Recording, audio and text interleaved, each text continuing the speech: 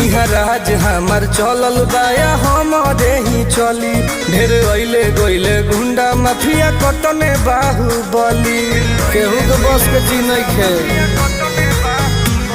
इहा राज हमार चलल बाया हमारे ही चली। ढेर अइले गइले गुंडा माफिया कटने बाहुबली।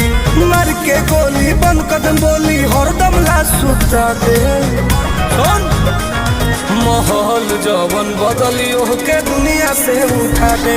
माहौल जवन बदली ओके दुनिया से उठा दे।